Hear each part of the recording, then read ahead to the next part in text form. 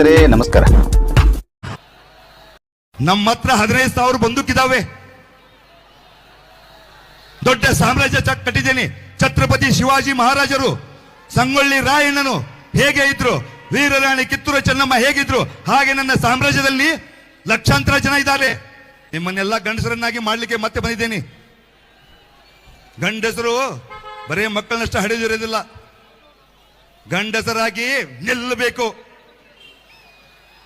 ಸಂಗೊಳ್ಳಿ ರಾಯಣ್ಣ ಹೇಗಿದ್ದ, ಹೆಂಗಿದ್ರು ಅವರೆಲ್ಲ, ಅದು ನಿಮಗೆ ಬೇಡವಾ? ನೀವು ಹಂಗಾಗ್ಲಿಕ್ಕೆ ಇಷ್ಟ ಇಲ್ವಾ? ಜಾಬ್ ಜಾಬ್ ಜಾಬ್ ಅಂತ ಸಾಯ್ತಾ ಇದ್ದೀರಾ. ಎಜುಕೇಶನ್ ಮಾಡಿ, ಎಜುಕೇಶನ್ ಎದಕ್ಕೆ ಮಾಡ್ತಿದ್ದೀರಾ? ಜಾಬ್ ಮಾಡ್ಲಿಕ್ಕೆ. ಎಜುಕೇಶನ್ ಜೀವನವನ್ನ ಕಲ್ಕೊಳ್ಳಿಕ್ಕಿದೆ. ಬಹಳಷ್ಟು ಜನ ನನ್ನ ಹತ್ರ ಬೆಳಗಾವಿಯಲ್ಲಿ ಪ್ರತಿದಿನ ನನ್ನ ಮನೆ ಮುಂದೆ 100 ಜನ ಬರ್ತಾ ಇದ್ದಾರೆ, ಯುವಕರು. ನಮಗೆ ಜಾಬ್ ಬೇಕು, ಕಷ್ಟದಲ್ಲಿದ್ದೇವೆ, ಮನೆ ನಡೀತಾ ಇಲ್ಲ, ತಂದೆ ತಾಯಿಗೆ ಸರಿಯಾಗಿ ನೋಡ್ಕೊಳ್ಳಿಕ್ಕೆ ಆಗ್ತಾ ಇಲ್ಲ, ಯಾರು ಸಹಾಯ ಮಾಡ್ತಾ ಇಲ್ಲ ಅಂತ ನನ್ನ ಹತ್ರ ಬರ್ತಾ ಇದ್ದಾರೆ. ಬಂದವ್ರಿಗೆಲ್ಲ ಹೆಲ್ಪ್ ಮಾಡಿ ಕಳಿಸ್ತಾ ಇದ್ದೀನಿ. ಕಡೂರಿಗೆ ಕೂಡ ಹೇಳ್ತಾ ಇದ್ದೇನೆ, ಕಡೂರಿನ ಜನತೆಗೆ ನನ್ನ ಹತ್ರ ದುಡ್ಡಿಗೆ ಕಮ್ಮಿ ಇಲ್ಲ. ನಿಮ್ಮೆಲ್ಲರಿಗೂ ದುಡ್ಡನ್ನು ಹಂಚೋದಕ್ಕೆ ಅವಶ್ಯ ಇಟ್ಕೊಂಡಿದ್ದೇನೆ. ನಾನು ನಿಮ್ಮ ಕಷ್ಟದಲ್ಲಿ ನಾನು ಭಾಗಿಯಾಗಬಲ್ಲೆ, ನಿಮಗೆಲ್ಲ ಸಹಾಯ ಮಾಡಬಲ್ಲೆ. ನನ್ನ ಆವಾಜ್ ಯಾರ ಕಿವಿ ಬೀಳುತ್ತೆ, ಯಾರ ಹೃದಯಕ್ಕೆ ಹೋಗುತ್ತೆ, ಅವರು ಶ್ರೀಮಂತರಾಗ್ತಾರೆ, ಹೃದಯವಂತರಾಗ್ತಾರೆ, ಸುಂದರವಾಗಿ ಆಗ್ತಾರೆ. ಕೇಳಿಸ್ಕೊಂಡವರು ಮಾತ್ರ, ಕೇಳಿಸ್ಕೊಳ್ಳಿಲ್ಲ ಅಂತಂದ್ರೆ ಸರ್ವನಾಶವಾಗಿ ಹೋಗ್ತಾರೆ. ಇನ್ನು ಈ ಅಡ್ವರ್ಟೈಸ್ಮೆಂಟ್ಸ್ ಬಗ್ಗೆ ಮಾನ್ಯ ಪೊಲೀಸ್ ಆಯುಕ್ತರು ಬಹಳ ಸ್ಪಷ್ಟವಾಗಿ ನಮಗೆ ತಿಳಿಸ್ತಾರೆ. So detailed enquiry to be conducted by assistant commissioner. ಇದರಲ್ಲಿ market intelligence reports, police inputs, suspicious advertisements, ಇದರಂತೆ ನಮ್ಮ ಉಪವಿಭಾಗಾಧಿಕಾರಿ ಜೊತೆಯಲ್ಲಿ ACP ರವರು, ಇನ್ಸ್ಪೆಕ್ಟರ್ ಅವರು, ಅದೇ ರೀತಿ ನಮ್ಮ district registrar for cooperative societies ಅವರೊಂದು ತಂಡ ಮಾಡಿಕೊಳ್ತಾರೆ. ಇವರು ಹೋಗಿ ಸ್ಥಳ ಪರಿಶೀಲನೆ ಮಾಡ್ತಾರೆ. ಈ ಕಾನೂನು ಅಡಿಯಲ್ಲಿ ಇವರು ಪರಿಶೀಲನೆ ಮಾಡಬೇಕು. ಪರಿಶೀಲನೆ ಮಾಡಿ ಒಂದು ಡೀಟೇಲ್ಡ್ ವರದಿಯನ್ನು ಜಿಲ್ಲಾಧಿಕಾರಿಯಾಗಿ ನನಗೆ ಅವರು ಸಲ್ಲಿಸಬೇಕು. ಸರ್ಚ್ ಮಾಡುವಾಗ ಸುಮಾರು ಡಾಕ್ಯುಮೆಂಟ್ಸ್ ಅವರಿಗೆ ಸಿಕ್ಕಿದ್ದಾವೆ. ಉದಾಹರಣೆಗೆ ಫೈನಾನ್ಷಿಯಲ್ ಟ್ರಾನ್ಸಾಕ್ಷನ್ಸ್, ಠೇವಣಿದಾರರ ಪಟ್ಟಿ, ಹಾಗೂ ಅವರಿಗೆ ನಿಮ್ಮ ಕಡೆ ಏನಾದರೂ ರೆಗ್ಯುಲೇಟ್ರಿ ಪರ್ಮಿಷನ್ಸ್ ಇದಾವ ಇಲ್ಲ ಅಂತ ಕೇಳುವಾಗ ಅವರು AC ರವರಿಗೆ ಯಾವುದೇ ರೆಗ್ಯುಲೇಟ್ರಿ ಪರ್ಮಿಷನ್ ಕಾಪೀಸ್, ಲೈಸೆನ್ಸಸ್ ತೋರಿಸಲಿಕ್ಕೆ ಆಗಲ್ಲ. ಇದನ್ನು ಉಪವಿಭಾಗಾಧಿಕಾರಿಗಳು ಒಂದು ಮಹಜರ್ ಡ್ರಾ ಮಾಡ್ತಾರೆ. ಒಂದು ಡೀಟೇಲ್ಡ್ 150 ಪೇಜ್ ರಿಪೋರ್ಟನ್ನು ಬರೆದುಬಿಟ್ಟು ನನಗೆ ಸಲ್ಲಿಸ್ತಾರೆ. ಈಗ ಈ ರಿಪೋರ್ಟ್ ಸಲ್ಲಿಸಿದ ನಂತರ ಕಾನೂನಡಿಯಲ್ಲಿ ಜಿಲ್ಲಾಧಿಕಾರಿಯಾಗಿ ನಾನು revenue secretary as per KPID act ನಾನು ಸೆಕ್ರೆಟರಿ ಆಫ್ ರೆವೆನ್ಯೂ ಡಿಪಾರ್ಟ್ಮೆಂಟ್ಗೆ ಇಮಿಡಿಯೇಟ್ಲಿ ತಿಳಿಸಬೇಕಾಗುತ್ತೆ. ಅವರು ನಿನ್ನೆ ನಮ್ಮ ಅಸಿಸ್ಟೆಂಟ್ ಕಮಿಷನರ್ ಅವರು ನಿನ್ನೆ ನನಗೆ ವರದಿ ಸಲ್ಲಿಸಿದ್ದಾರೆ.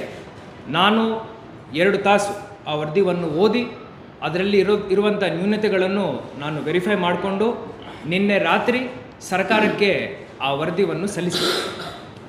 ಸರ್ಕಾರ ಹಂತದಲ್ಲಿ ಈಗ ಆಗೋ ಕೆಲಸ ಏನಂದರೆ, ನಮ್ಮ ಅಪರ ಮುಖ್ಯ ಕಾರ್ಯದರ್ಶಿಗಳು, ಕಂದಾಯ ಇಲಾಖೆಯವರು ಸ್ಟೇಟ್ ನೋಡಲ್ ಆಫೀಸರ್ಗೆ, ಕಾಂಪಿಟೆಂಟ್ ಅಥಾರಿಟಿಗೆ ಅವರು ನೇಮಕ ಮಾಡ್ತಾರೆ.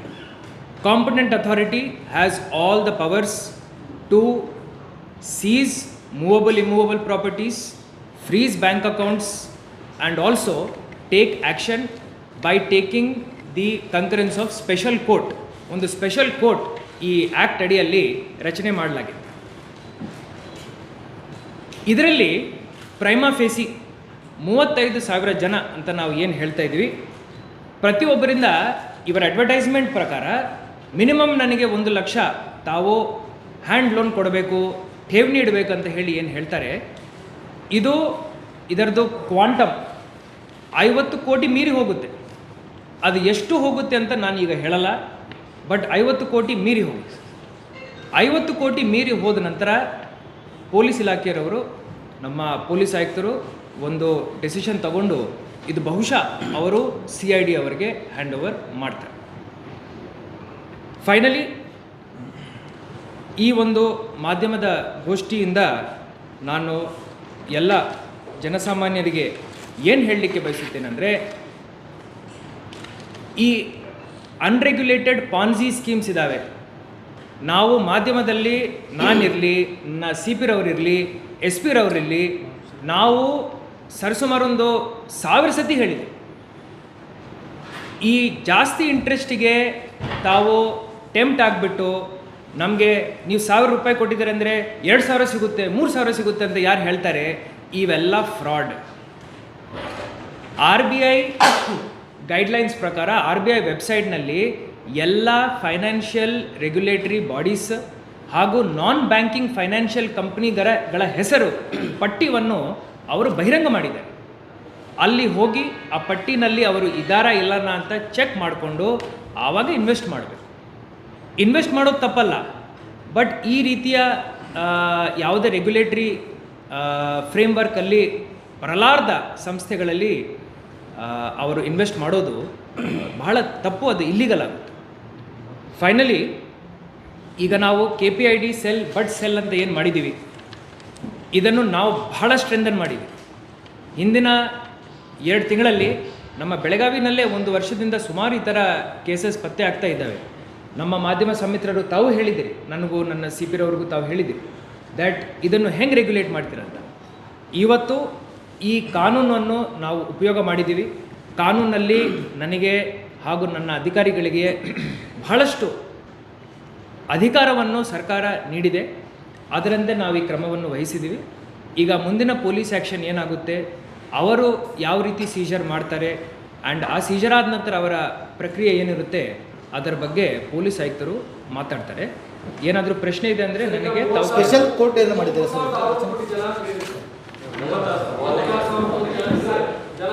36,000 ಜನ.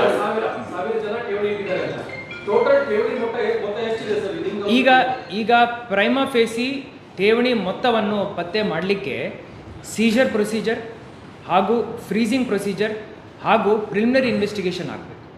ಇದಕ್ಕೆ ಮೂಲ FIR. ನಿನ್ನೆ ರಾತ್ರಿ 10 ಗಂಟೆಗೆ 9ವರೆಗೆ FIR ಬುಕ್ ಮಾಡಲಾಗಿದೆ. ಈಗ ಪ್ರಿಲಿಮಿನರಿ ಇನ್ವೆಸ್ಟಿಗೇಷನ್ ಅವರು ಮಾಡ್ತಾ ಇದ್ದಾರೆ. ಬಟ್ ನಾನು ಇಷ್ಟು ಹೇಳ್ತೀನಿ, ನಮಗೆ ಸುಮಾರು ಬಾಂಡ್ಸ್ ಸಿಕ್ಕಿದ್ದಾವೆ ಅಲ್ಲಿ. ಆ ಬಾಂಡ್ಸಲ್ಲಿ ನಾವು ನೋಡಿದ್ದೀವಂದರೆ 50 ಕೋಟಿ ಮೀರಿದೆ. ನಾನು ಇಷ್ಟು ಅಷ್ಟಂತ ಹೇಳಲ್ಲ, ನಾನು ಇಷ್ಟಂತ ಹೇಳಲ್ಲ. ನಾನು 50 ಕೋಟಿ ಅಂತ ಯಾಕೆ ನಂಬರ್ ಹೇಳ್ತಾ ಇದ್ದೀನಿ ಅಂದರೆ, ಇದರ ಮೇಲೆ ಯಾವುದೇ ಫೈನಾನ್ಷಿಯಲ್ ಫ್ರಾಡ್ ಆಗಿದೆ ಅಂದರೆ ಇದು ಸೀರಿಯಸ್ ಫೈನಾನ್ಷಿಯಲ್ ಫ್ರಾಡ್ ಆಗುತ್ತೆ. ಆ್ಯಂಡ್ ಇದು ಪೊಲೀಸ್ ಇಲಾಖೆಯಿಂದ ಹಾಗೂ CIDದಿಂದ ಇನ್ವೆಸ್ಟಿಗೇಷನ್ ಆಗುತ್ತೆ. ಪ್ರೈಮಾ ಫೇಸಿ ಈಗ 3,500 ಜನ ಅಂತ ಹೇಳಿದ್ರು. ಫಸ್ಟ್ ತಾವು ಹೇಳಿ, ಮತ್ತೆ ಅನಿಲ್ ಕಡೆ ಬರ್ತೀನಿ, ಮತ್ತೆ ನೌಶಾದ್ ಕಡೆ. ಸರ್, ಈಗ ವಂಚನೆ ಆಗಿದೆ ಅಂತ ಹೇಳ್ತೀವಿ, ವಂಚನೆಗೆ ಯಾರು ದೂರು ಕೊಟ್ಟಿಲ್ಲ, ಯಾವ ರೀತಿ ಫ್ರಾಡ್ ಅಂತ ಹೇಳಿ ಕನ್ಸಿಡರ್ ಮಾಡ್ತೀವಿ? ಮೇನ್ ಪಾಯಿಂಟ್ ಏನಂದರೆ ರೆಗ್ಯುಲೇಷನ್ಸ್ ಫಾಲೋ ಮಾಡಲಿಲ್ಲ. ಫಸ್ಟ್ ನೀವು ಡೆಪಾಸಿಟ್ ತಗೊಳ್ಳಿಕ್ಕೆ ಆಗಲ್ಲ ಅನ್ನೋದು ಪ್ರಶ್ನೆ ಬಂದಾಗ, ನಿಮ್ಮ ಕಡೆ ರೆಗ್ಯುಲೇಟರಿ ಫ್ರೇಮ್ವರ್ಕ್ ಒಳಗಡೆ ನೀವು ಇಲ್ಲ ಅಂದರೆ ನೀವು ಡೆಪಾಸಿಟ್ ತಗೊಳ್ಳಿಕ್ಕೇನಿಲ್ಲ. ಡೆಪಾಸಿಟ್ ಈಗ ಹ್ಯಾಂಡ್ ಲೋನ್ ಅಂತ ಏನಿದೆ, ನಿನ್ನೆ ಒಂದು ಕೋರ್ಟ್ ಆರ್ಡರ್ ಬಂದಿದೆ, ನಾನು ತಮಗೆ ಫಾರ್ವರ್ಡ್ ಮಾಡ್ತೀನಿ. ಈ ರೀತಿಯ ಸೆಟಪ್ಪಲ್ಲಿ ಹ್ಯಾಂಡ್ ಲೋನ್ ಅಂತ ತೊಗೊಂಡಿದ್ದಾರೆ ಅಂದ್ರೇನು ಅದು ಡೆಪಾಸಿಟ್ ಅಂತ ಕನ್ಸಿಡರ್ ಆಗುತ್ತೆ ಅಂತ ಹೈಕೋರ್ಟ್ದು ವರ್ಡಿಕ್ಟ್ ಬಂದಿದೆ, ನಾನು ತಮಗೆ ಶೇರ್ ಮಾಡ್ತೀನಿ. ಸೆಕೆಂಡ್ ಕ್ವೆಶನ್ ಸರ್, ಈಗ 35,000 ಜನ ಅಂತಂದ್ರೆ ಕನಿಷ್ಠ 1 ಲಕ್ಷ ರೂಪಾಯಿ ಇತ್ತು ಅಂದಾಜು 1 ಲಕ್ಷ ಮೇಲೇನೆ ಹೂಡಿಕೆ ಮಾಡೋಕ್ಕಂತಿತ್ತು. 35,000 ಜನ 35,000 ಕೋಟಿನ ಇರ್ಬೋದು. ಹಂಗಾರೆ ಅವನ 3,500 ಕೋಟಿ ಇರ್ಬೋದು. ಪ್ರೈಮಾ ಫೇಸಿ ಜಿಲ್ಲಾಧಿಕಾರಿಯಾಗಿ ನಾನು ಭಾಳ ಜವಾಬ್ದಾರಿಯಿಂದ ನಾನು ಮಾತಾಡ್ತಾ ಇದ್ದೀನಿ. ನಾನು ನನ್ನ ಹೇಳಿಕೆಯಿಂದ ಈ ಇನ್ವೆಸ್ಟಿಗೇಷನ್ಗೆ ಯಾವುದೇ ತೊಂದರೆ ಆಗಬಾರ್ದಂತ ಆ ದೃಷ್ಟಿಯಿಂದ ನಾನು ಇಷ್ಟು ಹೇಳ್ತಾ ಇದ್ದೀನಿ. ಪ್ರೈಮಾ ಫೇಸಿ 50 ಕೋಟಿ ಮೀರಿದೆ, ಇದು ಸೀರಿಯಸ್ ಫೈನಾನ್ಷಿಯಲ್ ಫ್ರಾಡ್ ಆಗುತ್ತೆ. ನಾನೇನು ಹೇಳ್ತಾ ಇಲ್ಲ, ನನ್ನ ಪ್ರಕಾರ ಏನಿಲ್ಲ ಇದರಲ್ಲಿ. ನಾನು ತಮಗೆ ಇಷ್ಟು ಹೇಳ್ತಾ ಇದ್ದೀನಿ. ನಾನು ಏನು ಹೇಳ್ತಾ ಇದ್ದೀನಿ ಅಂದರೆ ಭಾಳ ಜವಾಬ್ದಾರಿಯಿಂದ ಹೇಳ್ತಾ ಇದ್ದೀನಿ. ಏನು ಹೇಳ್ತಾ ಇದ್ದೀನಿ ಅಂದರೆ 50 ಕೋಟಿ ಮೀರಿ ಹೋಗಿದೆ ಅಂದರೆ ಸೀರಿಯಸ್ ಫೈನಾನ್ಷಿಯಲ್ ಫ್ರಾಡ್. ನಮ್ಮ ಕಾನೂನು ಪ್ರಕಾರ ನನ್ನ ಕಾನೂನು ಒಂದೊಂದಾಗಿ ಆನ್ಸರ್ ಮಾಡ್ತೀನಿ. ಫಸ್ಟ್ ತಮ್ದು ಆನ್ಸರ್ ಮಾಡ್ತೀನಿ. 50 ಕೋಟಿ ಅಂತ ಯಾಕೆ ಹೇಳ್ತಾ ಇದ್ದೀನಿ ಅಂದರೆ, ಮಿನಿಮಮ್ 50 ಕೋಟಿ ಇರ್ಬೋದು ಅಂತ ಪ್ರೈಮಾ ಫೇಸಿ ನಮಗೆ ಗೊತ್ತಾಗ್ತದೆ. ಅದು ನಾನು ಜಿಲ್ಲಾಧಿಕಾರಿಯಾಗಿ ಹೆಂಗೆ ಹೇಳಬೇಕು? ನನಗೆ AC ಅವರ ರಿಪೋರ್ಟ್ ಬಂದಿದೆ, ARCS ಅವರ ರಿಪೋರ್ಟ್ ಬಂದಿದೆ, ಅದರಲ್ಲಿ ಇಷ್ಟು ಜನ ಇದರಲ್ಲಿ ಇನ್ವಾಲ್ವ್ ಇರಬಹುದು ಅಂತ ಹೇಳಿ ಅವರು ಒಂದು ಮಾಹಿತಿಯನ್ನು ನೀಡಿದ್ದಾರೆ. ಅವರು ಅಡ್ವರ್ಟೈಸ್ಮೆಂಟಲ್ಲಿ 1 ಲಕ್ಷ ಅಂತ ಹೇಳಿರ್ಬೋದು. ಅವ್ರು ಮತ್ತೆ ತೀರಾ ಹೋಗಿ 1,000 ತೊಗೊಂಡಿದ್ದಾರಾ, 2,000 ತೊಗೊಂಡಿದ್ದಾರಾ, 1 ಲಕ್ಷ ತೊಗೊಂಡಿದ್ದಾರಾ, 10 ಲಕ್ಷ ತೊಗೊಂಡಿದ್ದಾರಾ, 1 ಕೋಟಿ ತೊಗೊಂಡಿದ್ದಾರಾ, ಅದು ನಮಗೆ ಸದ್ಯಕ್ಕೆ ಗೊತ್ತಿಲ್ಲ. ಬಟ್ ಪ್ರೈಮಾ ಫೇಸಿ 50 ಕೋಟಿ ಮೀರಿ ಅನಿಸ್ತಾ ಇದೆ. ಅದರಿಂದ ಇದೊಂದು ಸೀರಿಯಸ್ ಫೈನಾನ್ಷಿಯಲ್ ಫ್ರಾಡ್ ಅದರಲ್ಲಿ ಹಣ ಹೂಡಿಕೆ ಮಾಡಿದವರಲ್ಲಿ VIP ಯಾರಿದ್ದಾರೆ? operating this company for almost 5 to 6 years now. Why any of the state and central agencies are not taking cognizance of this? And another, it becomes obvious that somebody, he has the backing of somebody. Because for the past 5-6 years there has been operating. So ಇದೊಂದು clarification ಕೊಡ್ತೀನಿ. ಮೈ friend from the media has asked 2 questions. First one is that the registration seems to be quite old. He has been operating since a decade. Why hasn't it come in the eyes of the law? And our English ಅಲ್ಲಿ okay, ನಮ್ಮ ಮಾಧ್ಯಮದ ಮಿತ್ರರು ಕೇಳಿದ್ದಾರೆ, 2 ಪ್ರಶ್ನೆ ಕೇಳಿದ್ದಾರೆ. ಮೊದಲನೇದು, 10 ವರ್ಷದಿಂದ ಇವರು ಅಲ್ಲಿ ಸಂಸ್ಥೆಯನ್ನು ನಡೆಸ್ತಾ ಇದ್ದಾರೆ, ಸರ್ಕಾರ ಗಮನಕ್ಕೆ, ಏಜೆನ್ಸೀಸ್ ಗಮನಕ್ಕೆ ಇದು ಬಂದಿಲ್ಲ ಅಂತ ಪ್ರಶ್ನೆ ಕೇಳಿದ್ದಾರೆ. ಅದಕ್ಕೆ ಉತ್ತರವನ್ನು ನೀಡಿದೆ. ನಮ್ಮ ಮಾರ್ಕೆಟ್ ಇಂಟೆಲಿಜೆನ್ಸ್ ಪ್ರಕಾರ ಆ ಸಂಸ್ಥೆ ರಿಜಿಸ್ಟ್ರೇಷನ್ ಯಾವಾಗ ಆಗಿರ್ಬೋದು. ಈ ಆ್ಯಕ್ಟಿವಿಟೀಸ್, ಚಟುವಟಿಕೆಗಳು ಏನು ಶುರು ಆಗಿದ್ದಾವೆ, ಇದು ಆಫ್ ಲೇಟ್ ಶುರು ಆಗಿದ್ದಾವೆ. ಇದು ನಮ್ಮ ಮಾರ್ಕೆಟ್ ಇಂಟೆಲಿಜೆನ್ಸ್ ಹೇಳುತ್ತೆ. ಈಗ ಇನ್ವೆಸ್ಟಿಗೇಷನ್ ಆದ ನಂತರ ಮೊದಲನೇ ಠೇವಣಿ ಯಾವಾಗ ಬಿದ್ದಿದೆ, ಅದರದ್ದು ಅಮೌಂಟ್ ಎಷ್ಟಿದೆ, ಅದಾದ ನಂತರ ಅವರ ಅಸೋಸಿಯೇಟ್ಸಿಂದ ತಳಮಟ್ಟದಿಂದ ಎಷ್ಟು ಜನನೂ ಅವರು ಸೇರಿಸ್ಕೊಂಡಿದ್ದಾರೆ, ಎಷ್ಟು ಜನ ಅದರಲ್ಲಿ ಸೇರಿದ್ದಾರೆ, ಯಾವಾಗ ಸೇರಿದ್ದಾರೆ, ಫಸ್ಟ್ ಇನ್ಸ್ಟಾಲ್ಮೆಂಟ್ ಡೆಪಾಸಿಟ್ ಯಾವಾಗ ಬಂದಿದೆ, ನೆಕ್ಸ್ಟ್ ಡೆಪಾಸಿಟ್ ಯಾವಾಗ ಬಂದಿದೆ, ಅದೆಲ್ಲ ನಮಗೆ ಬ್ಯಾಂಕ್ ಟ್ರೇಲಲ್ಲಿ ಗೊತ್ತಾಗ್ಬಿಡುತ್ತೆ. ಬ್ಯಾಂಕ್ ಟ್ರೇಲ್ ಮಾಡಲಿಕ್ಕೆ ನಮಗೆ ಹಾರ್ಡ್ಲಿ 1 ವಾರ ಸಾಕು. ಕಾಂಪಿಟೆಂಟ್ ಅಥಾರಿಟಿ ನೇಮಕ ಆದ ತಕ್ಷಣ ಅವರು ಇದೇ ಆರ್ಡರ್ ಮಾಡೋದು. 1 ವಾರದ ಒಳಗಡೆ ನಮಗೆ ಈ ಕ್ಲಾರಿಟಿ ಸಿಗುತ್ತೆ. ಹಣ ಸಾಮಾನ್ಯ ಜನರಿಗೆ 1 ಕೋಟಿ ಹೂಡಿಕೆ ಮಾಡಿದವರಲ್ಲಿ VIP ಯಾರಿದ್ದಾರೆ? ಸೆಕೆಂಡ್ ಕ್ವಶನ್ ಅವ್ರೇನು ಕೇಳ್ತಾರಂದರೆ, ಈಗ ಇಷ್ಟೆಲ್ಲ ಆಗ್ತಾ ಇದೆ, ಇವ್ರಿಗೆ ಏನಾದರೂ ಬ್ಯಾಕಿಂಗ್ ಇದೆಯಾ ಅಂತ ಕೇಳ್ತಾರೆ. ನಾನೊಂದು ಥಿಂಗ್ ಸ್ಪಷ್ಟವಾಗಿ ಹೇಳ್ತೀನಿ. ಕಾನೂನು ಹಾಗೂ ಜಿಲ್ಲಾಡಳಿತ ಪೊಲೀಸ್ ಇಲಾಖೆ ಗಮನಕ್ಕೆ ಬಂದ ನಂತರ ನಾವು ತಕ್ಷಣ ಇವರ ಮೇಲೆ ಇನ್ವೆಸ್ಟಿಗೇಷನ್ ಶುರು ಮಾಡಿದ್ದೀವಿ. ಲಾಸ್ಟ್ 1.5-2 ಮಂತ್ಸಿಂದ ಹೋಮ್ವರ್ಕ್ ಮಾಡ್ತಾ ಇದ್ದೀವಿ ಹಾಗೂ ನಾವು ಆ್ಯಕ್ಷನನ್ನು ತಗೊಂಡಿದ್ದೀವಿ. ಈ ಒಂದು ಸ್ಕೀಮ್ ಏನಿದೆ ಇನ್ನೂ ಡೆವಲಪ್ಮೆಂಟಲ್ ಸ್ಟೇಜಸಲ್ಲಿದೆ. ನಮ್ಮ ಪ್ರಿಲಿಮಿನರಿ ರಿಪೋರ್ಟ್ ಪ್ರಕಾರ ಮೆಚ್ಯೂರ್ ಸ್ಟೇಜಿಗೆ ಹೋಗಲಿಲ್ಲ. ಎಷ್ಟೋ ಸ್ಕೀಮ್ಗಳು ಮೆಚ್ಯೂರ್ ಸ್ಟೇಜಸಲ್ಲಿರ್ತವೆ. ಈ ಸ್ಕೀಮ್ ನಮ್ಮ ಅದೃಷ್ಟ ಏನಂದರೆ ಇನ್ನೂ ಡೆವಲಪ್ಮೆಂಟಲ್ ಸ್ಟೇಜಲ್ಲಿದೆ. ಭಾಳ ಜವಾಬ್ದಾರಿಯಿಂದ ಇಷ್ಟು ಹೇಳ್ತಾ ಇದ್ದೀವಿ. ಹಣ ಹೂಡಿಕೆ ಮಾಡಿದ್ರಲ್ಲಿ VIP ಯಾರಿದ್ದಾರೆ ಅಂತ? ಸ್ವಲ್ಪ ಹಾಕಿದ್ರೆ ಇನ್ಕಮ್ ಟ್ಯಾಕ್ಸ್ ಅವರು ರೇಡ್ ಹಾಕಿ ಬರ್ತಾರೆ, ಒಂದು ನೋಟಿಸ್ ಕಳಿಸ್ತಾರೆ. ಒಂದಲ್ಲಿ 3,500 ಕೋಟಿ ರೂಪಾಯಿ ಒಂದು ಟ್ರಾನ್ಸಾಕ್ಷನ್ ಆದಮೇಲೆ ಇನ್ಕಮ್ ಟ್ಯಾಕ್ಸ್ ಅವ್ರು ಯಾಕೆ ಕೊಟ್ಟಿದ್ರು, ಮತ್ತು ED ಅವ್ರು ಯಾಕೆ ಕೊಟ್ಟಿದ್ರು, ಯಾರು ಏನು ಮಾಡಲಿಲ್ವಾ ಅಂತ ಹೇಳಿ. ಇದರಿಂದ ನಮಗೆ ನೀವು ಹೇಳ್ತಾ ಇರೋದು ಸರಿ ಇದೆ. ಇದರಿಂದ ನಮ್ಗೆ ಏನು ಗೊತ್ತಾಗಿದೆ ಅಂದರೆ, ಅವರು ಅಡ್ವರ್ಟೈಸ್ಮೆಂಟಲ್ಲಿ 1 ಲಕ್ಷ ಹೇಳಿರ್ಬೋದು, ಆದರೆ ಠೇವಣಿ ತಗೊಳ್ಳುವಾಗ ಎಷ್ಟು ಅಮೌಂಟ್ ಠೇವಣಿ ತಗೊಂಡಿದ್ದಾರೆ ಅದರದ್ದು ಕ್ವಾಂಟಮ್ ಹೆಚ್ಚು ಕಡಿಮೆ ಇರುತ್ತೆ. ಸರ್, ಠೇವಣಿ ಸೊ ನಮ್ಮ ಸಿಸ್ಟಮಲ್ಲಿ ಅದು ಟ್ರಿಗರ್ ಆಗಲಿಲ್ಲ ಅಂದರೆ ಠೇವಣಿ ಪ್ರಮಾಣ ಸಣ್ಣದಾಗಿರ್ಬೋದು, ಮಲ್ಟಿಪಲ್ ಠೇವಣಿಗಳಿರ್ಬೋದು, ಮಲ್ಟಿಪಲ್ ಬ್ಯಾಂಕ್ ಅಕೌಂಟ್ಸಲ್ಲಿರ್ಬೋದು. ಈ ಒಂದು ಪೇಪರ್ ಟ್ರೇಲ್, ಬ್ಯಾಂಕ್ ಟ್ರೇಲ್ ಏನಿದೆ ಅದನ್ನು ನಾವು ಮಾಡ್ತಾ ಇದ್ದೀವಿ. ಹಣ ಹೂಡಿಕೆ ಮಾಡಿದಲ್ಲಿ VIP ಯಾರಿದ್ದಾರೆ? ಈಗ ಇದರಲ್ಲಿ ಡೆಪಾಸಿಟರ್ಗಳ ಹೆಸರನ್ನು ನಾವು ಬಹಿರಂಗ ಮಾಡಲ್ಲ. ಯಾಕೆ ಅಂದರೆ ಈ ಕಾನೂನು ಇರೋದೇ ಡೆಪಾಸಿಟರ್ಸ್ ಹಿತರಕ್ಷಣೆಗಾಗಿ. ಇದರಲ್ಲಿ ಯಾರು ಡೆಪಾಸಿಟ್ ಟೇಕರ್ಸ್ ಇದ್ದಾರೆ ಅವರ ಮೇಲೆ ನಾವು ಕ್ರಮವನ್ನು ವಹಿಸ್ತೀವಿ. ಅವರ ಮೇಲೆ FIR ಮಾಡಿದ್ದೀವಿ. ಮುಂದಿನ ಕ್ರಮ ಯಾವುದೇ ಇಶ್ಯೂಸ್ ಇಲ್ಲದಂತೆ ನಾವು ಮಾಡ್ತೀವಿ. ಬಾಟ್ಸ್ ಆ್ಯಕ್ಟಲ್ಲಿ ನೀವೊಂದು ಸ್ಟಾರ್ಟ್ ಮಾಡಿ ಬರ್ಡ್ಸ್ ಆ್ಯಕ್ಟಲ್ಲಿ ನೀವು ಸೆಲ್ ಸ್ಟಾರ್ಟ್ ಮಾಡಿದ್ದು ಅಂತ ಹೇಳಿದ್ರಿ. KPID ಹಾಗೂ ಬರ್ಡ್ಸ್. ಹೌದಾ? ಏಕಕಾಲದಲ್ಲಿ ಯಾಕೆ ಇನ್ನೂ ಇದೇ ರೀತಿ ಇನ್ವೆಸ್ಟ್ಮೆಂಟ್ ಮಾಡ್ತಾ ಇರ್ತಕ್ಕಂಥ ಏಜೆನ್ಸಿಗಳಿದ್ದಾವೆ ಇದಾವಿಲ್ಲ ಇನ್ನು ಕೇವಲ ಇದು ಒಂದೇ ಯಾಕೆ ಅದನ್ನು ಎಟ್ ಎ ಟೈಮಲ್ಲಿ ತನಿಖೆ ಮಾಡ್ಬೋದು. ನಮ್ಮ ಆತ escape ಸೆಲ್ಲಲ್ಲಿ ಆಗಕ್ಕೆ ಅವಕಾಶ ಮಾಡಿಕೊಡೋದಕ್ಕೆ ಅವಕಾಶ ನಮ್ಮ ಸೆಲ್ಲಲ್ಲಿ ನಾವು ಈಗ ಏನೇನು ಇನ್ವೆಸ್ಟಿಗೇಟ್ ಮಾಡ್ತಾ ಇದ್ದು ತಮಗೆ ಹೇಳಲ್ಲ. ಬಟ್ ಬೆಳಗಾವಿ ನಗರದಲ್ಲಿ ಪೊಲೀಸ್ ಆಯುಕ್ತರ ಜೂರಿಸ್ಡಿಕ್ಷನಲ್ಲಿ ಇರ್ಬೋದು, ಹಾಗೂ ಬೆಳಗಾವಿ ಜಿಲ್ಲೆನಲ್ಲಿ ಈಗಿಂದ ಈ ಏನು ಸೆಲ್ ಬಂದಿದೆ, ಈ ಸೆಲ್ ಮುಖಾಂತರ ಹಾಗೂ ಅವರ ಇಂಟೆಲಿಜೆನ್ಸ್ ಮುಖಾಂತರ ಈ ರೀತಿಯ ಸ್ಕೀಮ್ಗಳನ್ನು ನಾವು ನಡೆಸಲಿಕ್ಕೆ ಬಿಡಲ್ಲ. ಜೊತೆಯಲ್ಲಿ ಯಾವುದು ಸ್ವಲ್ಪ ದೊಡ್ಡ ಮಟ್ಟದ ಇಶ್ಯೂ ಇರುತ್ತೆ 5%. ಅದನ್ನು ನಾವು ಫಸ್ಟ್ ಟ್ಯಾಕಲ್ ಮಾಡ್ತೀವಿ. 5%. ಒಂದು ಬಹಿರಂಗ ಆಗಿದೆ ಅಂದರೆ ಮಿಕ್ಕಿದ ಯಾರು ಓಡಿ ಹೋಗಬಾರ್ದು, ಅವ್ರ ಮೇಲೆ ನಿಗಾ ಇಟ್ಟಿದ್ವಿ. ಸೊ ಈಗ ಠೇವಣಿ ಹಣವನ್ನು ಸುರಕ್ಷಿತಗೊಳಿಸಲಿಕ್ಕೆ ಕಾಂಪಿಟೆಂಟ್ ಅಥಾರಿಟಿಗೆ ಫುಲ್ ಜವಾಬ್ದಾರಿ ಇದೆ. ಈ ಆ್ಯಕ್ಟ್ ಅಡಿಯಲ್ಲಿ ನಾನು ಫಿನಿಶ್ ಮಾಡ್ತೀನಿ, ಜಸ್ಟ್ 1 ಮಿನಿಟ್ನಲ್ಲಿ ಹೇಳ್ತೀನಿ. ಕಾಂಪಿಟೆಂಟ್ ಅಥಾರಿಟಿಗೆ ಸಾಕಷ್ಟು ಅಧಿಕಾರ ಈ ಕಾನೂನಲ್ಲಿ ಸರ್ಕಾರ ನೀಡಿದೆ. ಇದರಲ್ಲಿ ಹಿಂದಿನ 1.5 ತಿಂಗಳಿಂದ ಪೊಲೀಸ್ ಆಯುಕ್ತರು ಹಾಗೂ ನಾವು ಎಲ್ಲ ಬ್ಯಾಂಕ್ ಅಕೌಂಟ್ಸ್ನು ಟ್ರ್ಯಾಕ್ ಮಾಡ್ತಾಯಿದ್ವಿ, ಹಾಗೂ ಎಲ್ಲ ಬ್ಯಾಂಕ್ಸ್ಗೆ ನಾವು ಮಾಹಿತಿಯನ್ನು ನೀಡಿದ್ದೀವಿ. ಆ್ಯಂಡ್ ಇದರದ್ದು ಫ್ರೀಸಿಂಗ್ ಪ್ರಾಸೆಸ್ ಹಾಗೂ ಸೀಜರ್ ಪ್ರಾಸೆಸ್ನು ಕಾಂಪಿಟೆಂಟ್ ಅಥಾರಿಟಿ ಮುಖಾಂತರ ಮಾಡಿಸ್ತಾ ಇದ್ದೀವಿ. ಠೇವಣಿ ಅಮೌಂಟ್ ಸುರಕ್ಷಿತವಾಗಿದೆ. ಯಾರ್ಯಾರು ಇದರಲ್ಲಿ ಠೇವಣಿದಾರಿದ್ದಾರೆ, ಅವ್ರದ್ದು ಸ್ಕೀಮ್ ಏನಿತ್ತು, ಅವರು ಬಂದು ನಮ್ಮ ಸೆಲ್ಗೆ ಮಾಹಿತಿಯನ್ನು ನೀಡಬಹುದು. ನಮ್ಮ ಪ್ರಕಾರ ಪ್ರೈಮಾ ಫೇಸಿ ಇದು ಅನ್ರೆಗ್ಯುಲೇಟೆಡ್ ಸ್ಕ್ಯಾಮ್ ಸ್ಕೀಮ್. ಸರ್ ಇವನ ಅಕೌಂಟ್ನಿಂದ ಬೇರೆ ಬೇರೆ ಅಕೌಂಟ್ಗೆ ದುಡ್ಡು mister Rodrigues, sir How many banks are involved in this? Like you have identified the banks and we have identified banks. the banks. Yeah, but they- We know the bank. I'll answer your question. I know, I understand your question. Sir ಈಗ We have identified the banks. We know the bank branches. We know the account numbers as per the preliminary inquiry. We are not going to reveal that at this stage because the matter is under investigation.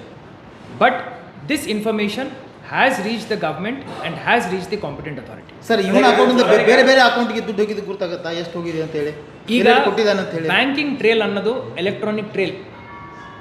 ಇವರೇನು deposits ಮಾಡಿದ್ದಾರೆ, check ಮುಖಾಂತರ ಮಾಡಿದ್ದಾರೆ. ಸುಮಾರು ಜನ ಅವರ pension amount ತಂದು ಕೊಟ್ಟಿದ್ದಾರೆ. ಎಷ್ಟೋ ಜನ ಏನು ಲ್ಯಾಂಡನ್ನು ಜಾಗವನ್ನು ಮಾರ್ಬಿಟ್ಟು ಕೊಟ್ಟಿದ್ದಾರೆ. ಸರ್ ಇವನ ಅಕೌಂಟ್ ಬೇರೆ ಬೇರೆ ಕಡೆ ಹೋಗಿದೆ. ಎಕ್ಸ್ಪ್ಲೇನ್ ಮಾಡಿ ಫಸ್ಟ್. ಈ ಅವ್ರ ಅಕೌಂಟ್ಗೆ ಹೆಂಗೆ ಬಂದಿರಬಹುದು ಅಂತ ಹೇಳಬೇಕಲ್ವ. ಜೊತೆಯಲ್ಲಿ ಯಾರಿಗೆ ರೈತರು ಇರ್ತಾರೆ, ಲ್ಯಾಂಡ್ ಆಕ್ವಿಷನ್ ಆದ ನಂತರ ಅವ್ರಿಗೆ ದುಡ್ಡು ಸಿಗುತ್ತೆ. ಎಕರೆಗೆ ಒಂದು 20 ಲಕ್ಷ, 30 ಲಕ್ಷ, 40 ಲಕ್ಷ ಎಷ್ಟೋ ಜನ ತಂದು ಆ ದುಡ್ಡನ್ನು ಹಾಕಿದ್ದಾರೆ. ಸೊ ಈ ಚಾನೆಲ್ ಏನಿದೆ, it is a visible channel. ಈ ಚಾನೆಲ್ ನಮಗೆ ಕಾಣುತ್ತೆ. ಒಂದು ಸತಿ ಆ ಅಸೋಸಿಯೇಟ್ ಅಕೌಂಟಲ್ಲಿ ಹೋದ ನಂತರ ಅಲ್ಲಿಂದ ಎಲ್ಲಿಗೆ ಹೋಗಿದೆ, ಅಲ್ಲಿಂದ ಮತ್ತೆ ಎಲ್ಲಿಗೆ ಹೋಗಿದೆ, ಈ ಕಂಪ್ಲೀಟ್ ಚಾನೆಲ್ ನಮಗೆ ವಿಸಿಬಲ್ ಇರುತ್ತೆ. ಹಾಗೂ ನಮ್ಮ ಕಾಂಪಿಟೆಂಟ್ ಅಥಾರಿಟಿಗೆ ಹಾಗೂ CIDಗೂ ವಿಸಿಬಲ್ ಇರುತ್ತೆ. ಸರ್ ಆ ಹಣ ಎಲ್ಲಿ ಹೂಡಿಕೆ ಮಾಡಿ, ಮಿಸ್ಯೂಸ್ ಆಗಿದೆ, ಸರ್ ಆ ಹಣ ಎಲ್ಲಿ ಹೂಡಿಕೆ ಮಾಡಿ, ಬೇರೆ ಬೇರೆ ಇದಕ್ಕೆ ಈ ಠೇವಣಿ ಇದ್ದ ಹಣನ ಮತ್ತೆಲ್ಲಾದ್ರೂ ಹೂಡಿಕೆ ಮಾಡಿ? ಸದ್ಯಕ್ಕೆ ಆ ಇನ್ಫಾರ್ಮೇಶನ್ ಅನ್ನು ನಾವು ರಿವೀಲ್ ಮಾಡಲ್ಲ.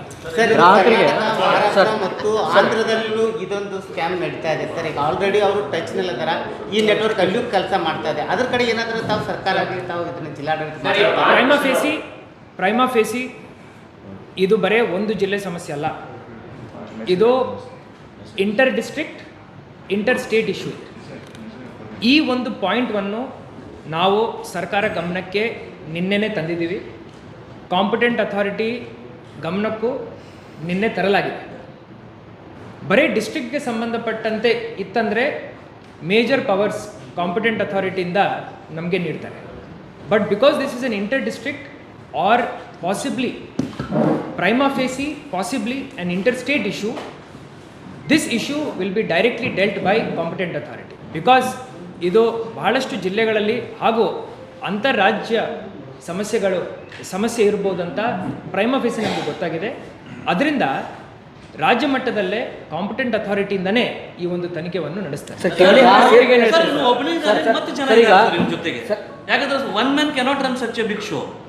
ಈಗ ಪ್ರೈಮಾ ಫೇಸಿ ನಮಗೆ ಏನು ಗೊತ್ತಾಗಿದೆ ಅಂದರೆ, ಇವರು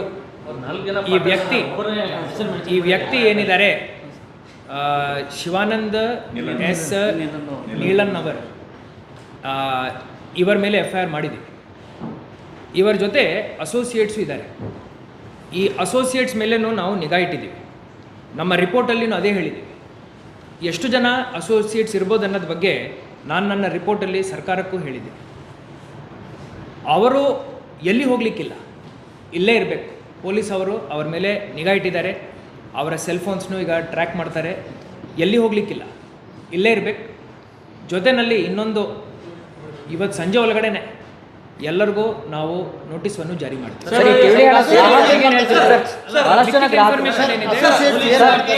ಇನ್ಫಾರ್ಮೇಷನ್ ಏನಿದೆ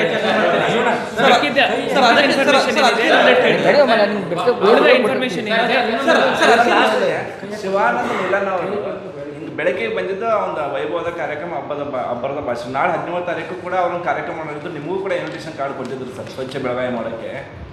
ಈ ಗ್ಯಾಪಲ್ಲಿ ಅದು ಹೆಂಗೆ ಟ್ರ್ಯಾಕ್ ಮಾಡಿದ್ರಿ, ಹೆಂಗೆ ಮಾಹಿತಿ ಬಂತು ನಿಮಗೆ, ಅದ್ರ ಬಗ್ಗೆ ಆ ಚಾಲೆಂಜಸ್ ಬಗ್ಗೆ ಒಂದು ಚಾಲೆಂಜಸ್ ಅಂದರೆ, ನಾನು ನನ್ನ ಪೊಲೀಸ್ ಆಯುಕ್ತರಿಗೆ ಭಾಳ ಕಾಂಪ್ಲಿಮೆಂಟ್ಸ್ ಹೇಳಿ. ಈಗ ಇದು ಒಳ್ಳೆ ಟೀಮ್. ಬೆಳಗಾವಿಗೆ ನಾವು ಇವರು ಭಾಳ ಒಳ್ಳೆ ಕೆಲಸ ಮಾಡಲಿಕ್ಕೆ ಅವರು ಪ್ರಯಾಸ ಪಡ್ತಾ ಇದ್ದಾರೆ. ನನಗೆ ಭಾಳ ಒಳ್ಳೆ ಸಾಥ್ ಕೊಡ್ತಾ ಇದ್ದಾರೆ. ಸೊ 1.5 ತಿಂಗಳಿಂದ ನಾವು ಎಷ್ಟು ಆಫೀಸರ್ಗಳ ಜೊತೆ ಮೀಟಿಂಗ್ಸ್ ಮಾಡಿದ್ದೀವೋ ನಮಗೆ ಗೊತ್ತು. ಆ ಪ್ರೋಗ್ರಾಮ್ ಮಾಡ್ತಾ ಇದ್ದಾರೆ ಅಂತ ಗೊತ್ತಾದ ನಂತರನೂ ಪ್ರೋಗ್ರಾಮ್ ನಡೀಲಿ ಅಂತ ಹೇಳೇ ನಾವು ಮುಂದುವರಿಸಿದ್ದೀವಿ. ಬಿಕಾಸ್ ನಮ್ಮ ಇನ್ವೆಸ್ಟಿಗೇಷನ್ ನಡೀತಾ ಇತ್ತು. ಬಟ್ ಒಂದು ಪಾಯಿಂಟ್ ಬಂದ ನಂತರ ನಾವು ಆ್ಯಕ್ಷನ್ ತಗೋಬೇಕಾಯಿತು. ನಾವು ಆ್ಯಕ್ಷನ್ ನನ್ನ ಪ್ರಕಾರ ಬಹಳ ಸರಿಯಾದ ಸಮಯದಲ್ಲಿ ತಗೊಂಡಿದ್ದೀವಿ. ಸರ್, ಅವರು ಆಲ್ರೆಡಿ ಫೈನಾನ್ಷಿಯಲ್ ಫ್ರಾಡ್ ಬಗ್ಗೆ ನೀವೆಲ್ಲ ಮಾತಾಡಿದ್ರಿ. ಬಟ್ ದಟ್ ಪರ್ಸನ್ ಏನು ಮಾಡಿದರೆ, ನನ್ನ ಹತ್ರ 15,000 ಗನ್ಗಳಿದೆ, ನಾನು CM ಬೇಕಾರ್ ಆಗ್ಬೋದು, ಯಾರನ್ನ ಗಂಡಸರು ಮಾಡ್ತೀನಿ, ಇದೆಲ್ಲ ಕ್ರಿಮಿನಲ್ ಆ್ಯಕ್ಟಿವಿಟಿ ಆ್ಯಕ್ಟಲ್ಲಿ ಬರುತ್ತೆ. ಅದ್ರ ಬಗ್ಗೆ ಏನಾದರೂ ಮಾಡಿದ್ದೀರಿ ಸರ್? ಸೊ FIRನಲ್ಲಿ ಈಗ ಸುಮಾರು ಸೆಕ್ಷನ್ಸ್ ಆ್ಯಡ್ ಆಗ್ತಾ ಹೋಗ್ತವೆ ಇನ್ವೆಸ್ಟಿಗೇಷನಲ್ಲಿ. ನಾವು ಏನು ಪ್ರೈಮಾ ಫೇಸಿ ರಿಪೋರ್ಟ್ ಕೊಟ್ಟಿದ್ದೀವಿ, ಅದರ ಪ್ರಕಾರ ಫೈನಾನ್ಷಿಯಲ್ ಫ್ರಾಡ್ ನಮ್ಮ ARCS ಅವರು ರಿಪೋರ್ಟನ್ನು ನೀಡಿದ್ದಾರೆ. ಈಗ ಪೊಲೀಸ್ ಕಾಗ್ನಿಸೆನ್ಸಲ್ಲಿ ಸುಮಾರು ವಿಚಾರಗಳು ಬಂದಿದ್ದಾವೆ. ಇದು ಇಲ್ಲೇ ಎಂಡಾಗೋ ಪ್ರಕರಣ ಅಲ್ಲ. ಇದರಲ್ಲಿ ಸುಮಾರು ಸೆಕ್ಷನ್ಸ್ ಆ್ಯಡ್ ಆಗ್ತವೆ. ಹೌದು, ಸೋಷಿಯಲ್ ಮೀಡಿಯಾದಲ್ಲಿ ಇರುವಂಥ ವಿಡಿಯೋಗಳನ್ನು ಪೊಲೀಸ್ ಆಯುಕ್ತರು, ನಾವೆಲ್ಲರೂ ಯಾವಾಗ ನೋಡಿದ್ವಿ. ಅದರ ಮೇಲೆ ಭಾಳ ಸೀರಿಯಸ್ಲಿ ನಾವು ಗಮನಹರಿಸಿದ್ವಿ. ಅದರ ಮೇಲೆ ಯಾವ ರೀತಿಯ ಕ್ರಮ ತಗೋಬೇಕನ್ನೋದ್ರ ಬಗ್ಗೆ ನಾವು ಬಹಳ ಡಿಸ್ಕಸ್ ಮಾಡಿದ್ವಿ. ಅದಾದ ನಂತರ what is the best possible way to tackle this issue. ನಾವು ಯಾವುದೇ ಕೇಸ್ ಮಾಡಿದ್ದೀವಂದರೆ ಠೇವಣಿದಾರಿಗೆ ಏನಾದರೂ ತೊಂದರೆ ಬರುತ್ತಾ ಅಂತ ಹೇಳಿ ನಾವಿಬ್ಬರೂ ಬಹಳ ಯೋಚನೆ ಮಾಡಿದ್ದೀವಿ. ಅದಕ್ಕೋಸ್ಕರ ನಮ್ಮ ಕಾನೂನು ಏನು ಹೇಳುತ್ತೆ, ಪೊಲೀಸ್ ಆಯುಕ್ತರಿರಲಿ, ಇದರಲ್ಲಿ ಕಾನೂನಲ್ಲಿ ಜಿಲ್ಲಾ ದಂಡಾಧಿಕಾರಿ ನನಗೆ ಬಹಳ ಜವಾಬ್ದಾರಿಯನ್ನು ನೀಡಿದ್ದಾರೆ. ಮೊದಲನೇ ಆದ್ಯತೆ ಠೇವಣಿದಾರರನ್ನು ನಾವು ಪ್ರೊಟೆಕ್ಟ್ ಮಾಡಬೇಕು.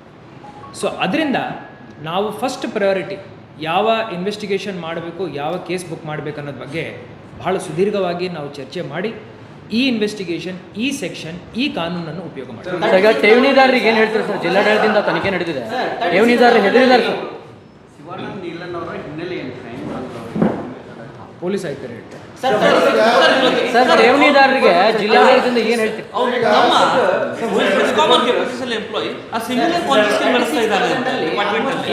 ಈಗ ಏನೋ ಪ್ರಶ್ನೆ ಕೇಳಿ, ಠೇವಣಿದಾರರಿಗೆ ಏನು ಹೇಳ್ತೀವಿ ಸರ್? ಠೇವಣಿದಾರರಿಗೆ ಭಾಳ ಸ್ಪಷ್ಟವಾಗಿ ಹೇಳ್ತಾ ಇದ್ದೀನಿ, ಪ್ರೈಮಾ ಫೇಸಿ ಇದೊಂದು ಫ್ರಾಡ್ ಸ್ಕೀಮ್ ಇದೆ. ಇದು ನಾನು ಯಾಕೆ ಹೇಳ್ತಾ ಇದ್ದೀನಿ ಅಂದರೆ, ಪ್ರೈಮಾ ಫೇಸಿ ಹಿಂಗೆ ಅನಿಸ್ತಾ ಇದೆ, ಇವರಿಗೆ ಯಾವುದೇ ರೆಗ್ಯುಲೇಟರಿ ಅಥಾರಿಟಿ ಇಲ್ಲ, ಠೇವಣಿ ತಗೊಳ್ಳಿಕ್ಕೆ ಇವರಿಗೆ ಪವರೇ ಇಲ್ಲ, ಇವರಿಗೆ ಯಾವುದೇ ಲೈಸೆನ್ಸ್ ಇಲ್ಲ. ಈ ಥರ ಸ್ಕೀಮ್ಗಳು ಇದು ಮೊದಲನೇ ಸ್ಕೀಮ್ ಅಲ್ಲ. ನಾವು ಈ ಥರ ಸಾವಿರಾರು ಸ್ಕೀಮ್ ನೋಡಿದ್ದೀವಿ. 20 ವರ್ಷದಿಂದ ನಾವು ಸಾರ್ವಜನಿಕರಿಗೆ ನಾವು ಹೇಳ್ತಾ ಬಂದಿದ್ದೀವಿ. ನಮ್ಮ ಟಿ ವಿಗಳಲ್ಲಿ ತಾವುಗಳ ಆ್ಯಡನ್ನು ನಡೆಸಿದ್ದೀರಾ.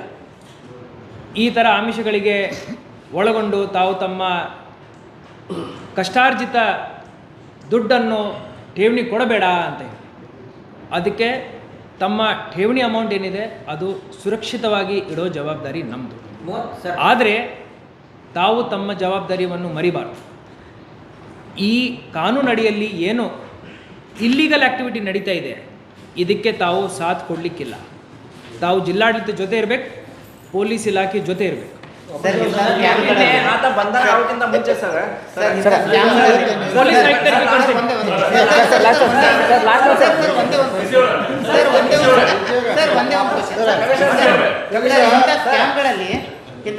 ನಂದಾಯ್ತು ಪೊಲೀಸ್ ಆಗಿ.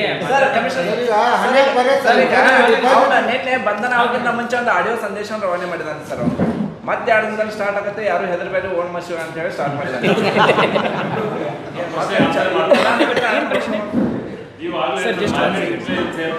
ಏನೇನು ಮಾರ್ಕೆಟ್ ಇಂಟೆಲಿಜೆನ್ಸ್ ಪ್ರಕಾರ ಕೇಸ್ ತಗೊಂಡಿದ್ದೀವಿ. ಎಸ್, ಈ ತರ ಎಷ್ಟು ಬೇರೆ ಯಾರಂತ ತಾವು ಕೇಳಿದ್ರಂದ್ರೆ ಅದನ್ನು ಹೇಳಲ್ಲ,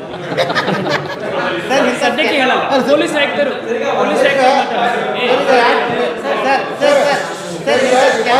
ಇಂಥ ಸ್ಕ್ಯಾಮ್ಗಳಲ್ಲಿ ಭಾಳ ಜನರಿಗೆ ಠೇವಣಿದಾರರಿಗೆ ನ್ಯಾಯ ಸಿಕ್ಕಿಲ್ಲ ಸರ್. ಇದು ಅದೇ ರೀತಿ ಒಂದು ಸ್ಕ್ಯಾಮ್ ಆಗಿ ಹೋಗುತ್ತಾ? ಠೇವಣಿದಾರರಿಗೆ ನ್ಯಾಯ ಸಿಗುವಂಥ ಒಂದು ಠೇವಣಿದಾರರಿಗೆ ನ್ಯಾಯ ಸಿಗಬೇಕಂದ್ರೆ ನಾವು ಲೀಗಲ್ ಪ್ರೊಸೀಜರ್, ಕೋರ್ಟ್ ಡೈರೆಕ್ಷನ್ಸ್, ಕಾನೂನನ್ನು ಟು ದ ಡಾಟ್ ಫಾಲೋ ಮಾಡಬೇಕಾಗುತ್ತೆ. ನಾವು ಈ ಕ್ರಮವನ್ನು ವಹಿಸುವಾಗ ಸೀನಿಯರ್ IPS ಆಫೀಸರ್ಸ್ ಜೊತೆ, ಸೀನಿಯರ್ IAS ಆಫೀಸರ್ಸ್ ಜೊತೆ ಹಾಗೂ ಸಬ್ಜೆಕ್ಟ್ ಮ್ಯಾಟರ್ ಎಕ್ಸ್ಪರ್ಟ್ಸ್ ಜೊತೆ, ವಕೀಲರ ಜೊತೆ ಚರ್ಚೆ ಮಾಡಿಕೊಂಡು ಈ ಒಂದು ಆ್ಯಕ್ಷನ್ ತಗೊಂಡಿದ್ದೀವಿ.